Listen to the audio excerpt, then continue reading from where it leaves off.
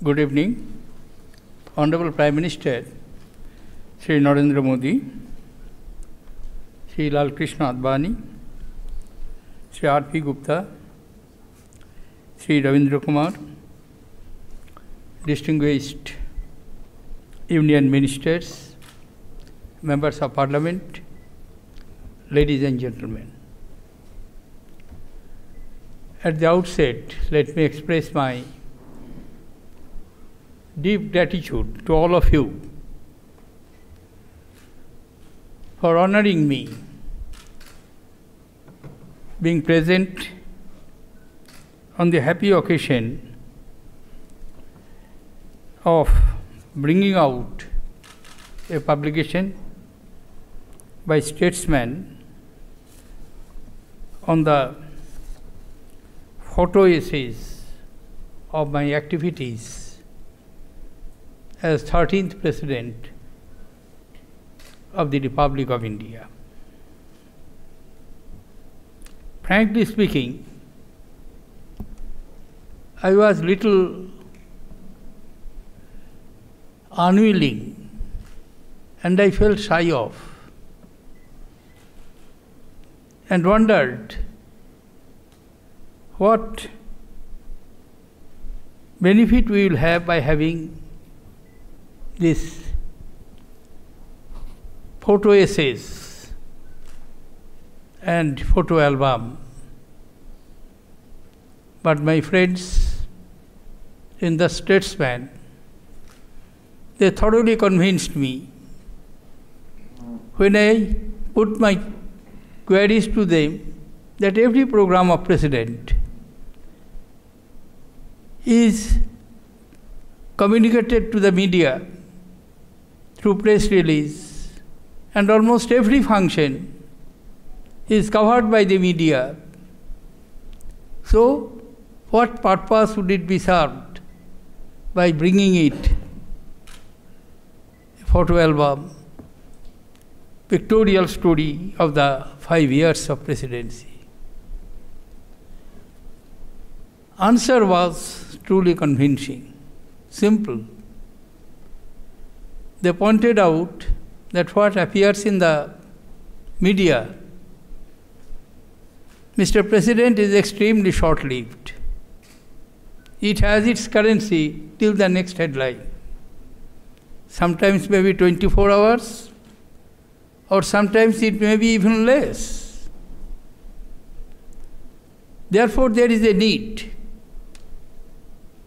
for the posterity, if somebody wants to pursue it, wants to know, they should have access. Distinguished guests, you shall have to keep in mind, when I say that as a Bengali, and particularly as a Calcuttan, I grew literally with Statesman. Not only me, my contemporaries, or even before that, Statesman was inevitable, and there was a humor that even a communist cadre would refuse to go to the rural areas if he is not assured that in the morning he will get a copy of Statesman, if not on the same day, but at least of the previous day. That was the situation. So when the request comes from Statesman, I thought that I cannot but accept it.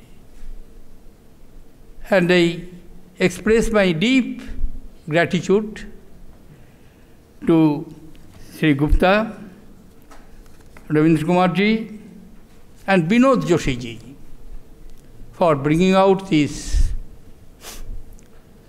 book, photo essays, and covering the 5 years period of 13th presidency. One personal incident I will mention too. I was not even in politics then. I was a student of postgraduate class in history, modern history in Calcutta University. At that point of time, in those, even now and in those days, it was very prevalent that eminent persons were sent, especially two socialist countries, China and Russia. They received large number of eminent personalities as editors, teachers, writers, playwrights, actors. And they used to come and give and make their impressions available to the people. So one such editor of a Bengali daily was invited to visit Soviet Russia.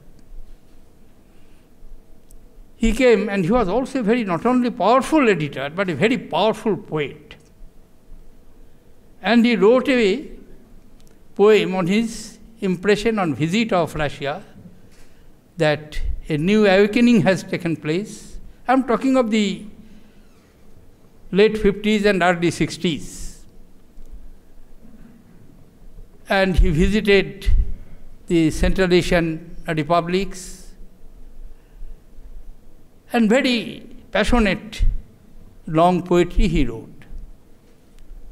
I do not know what struck my mind. I wrote a letter to the editors in Statesman, protesting that why can't he see the awakening of a new generation of people in the valleys of Damodar or Mahanadi or Mayurakshi, where also awakening of new people coming out of poverty are being created.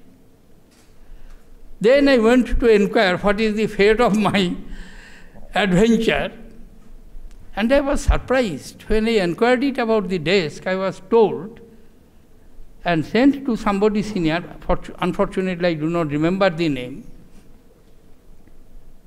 He met me. He said, I got your letter. It's very good.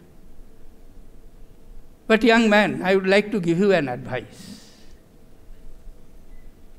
When somebody writes, a creator, a poet, an artist, a novelist, he is not confined by any territorial limitations or geographical limitations, or in any particular time frame. As a young man, you keep in mind that creative mind is to be respected, whether it is in the context of a land not known to you. I do feel, unfortunately I do not remember, but this is a very solid advice to a young man who has always kept that mind, that art can never be limited, creative faculties can never be limited by time or by geography or by circumstances. Truly, it is beyond time, beyond any limitation. Its appeal is universal.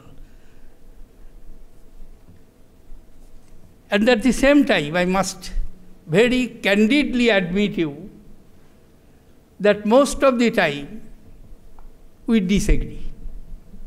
My views were not agreed to by the statesman. Similarly, the views of the statesman were not acceptable or agreed to me. But we both agreed that we will agree to disagree with each other. And long 60 years or even more than that, myself and statesman are lived in that circumstances, that we love each other and also we quarrel each other, we argue with each other, and finally we agree and we agree to disagree again from the next day. I am deeply grateful to you, Mr. Gupta and Mr. Ravindra Kumar, and particularly to Mr. Joshi, who has taken the trouble of traveling with me over a long period of time. And my travel schedule really was very hectic. And truly sometimes it appeared, as I read in a beautiful poetry, perhaps either Thomas More or Robert Sade, time is being compared with a gypsy man. Time, you old gypsy man. And there, in course of the description, it is said, last week in Babylon, last night in Rome, right now under Paul's dome. Paul's dome means St. Paul's dome. So like a gypsy man, I travel a lot, and Mr. Joshi had the trouble of traveling with me to different places to take the picture, apart from Rashtrapati Bhavan and various other functions. I am deeply grateful to you, and I take this opportunity to express my deep gratitude and appreciation to Prime Minister. Normally, I am not making any comment right now. Little more than 3 years, we have acted in close cooperation. It is not that there cannot be any divergence of view. Surely there have been divergences of views, but we have been able to keep that divergences, if there be any, only to ourselves. It did never find any place anywhere, and it did not affect the relationship between the President and the Prime Minister, between the titular head and the actual head of the administration and the Council of Ministers. Many a times, Finance Minister is present here. I do not know how many times I have given him trouble of calling him and consulting, why this, why not this, and finally, I must say, he convinced me like an able and effective advocate, and I had to concede to his reasoning, and functioning of the government was never disturbed, was never stopped, was never delayed, perhaps I can claim with confidence. Thank you, ladies and gentlemen. Jai Hind.